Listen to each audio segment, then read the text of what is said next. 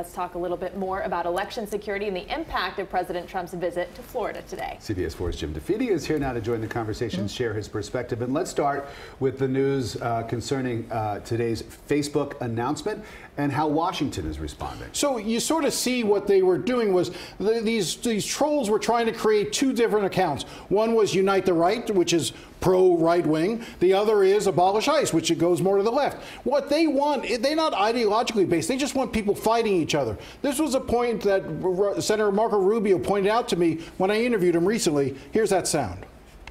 They may have had a preference for Donald Trump, but I don't think they thought he was going to win. I think their primary objective was to create chaos in American politics and make sure that whoever won, and they thought it was going to be Hillary, would face a dark cloud over their head in those first 2 years, weaken us from within, weaken our resolve and our capacity to stand up to them.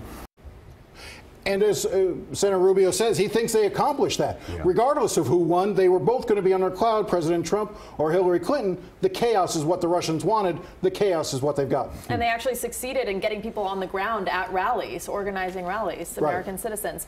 Okay, so let's talk about President Trump in Tampa right now. He's there to rally for Ron DeSantis, the congressman who's running for Florida governor, and this is significant.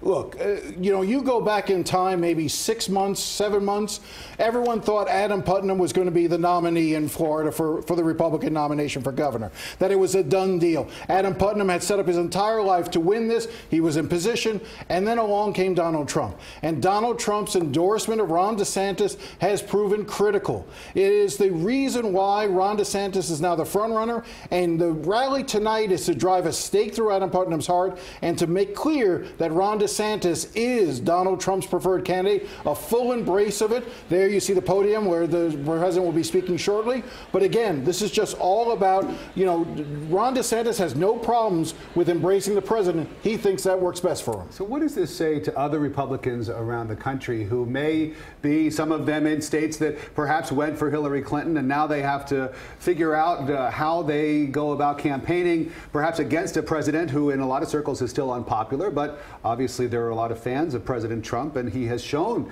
to be very successful when he endorses candidates. They end up a lot of times winning. Well, look, you're seeing the reporting across the country already that the president wants to get out and campaign. He's nervous about losing the House to the Democrats, wants to make sure he keeps at least control of the Senate. So he's going to be out on the campaign trail. The question is, as you raise, do the candidates want him out there? Ron DeSantis, again, is a candidate that wants him out there.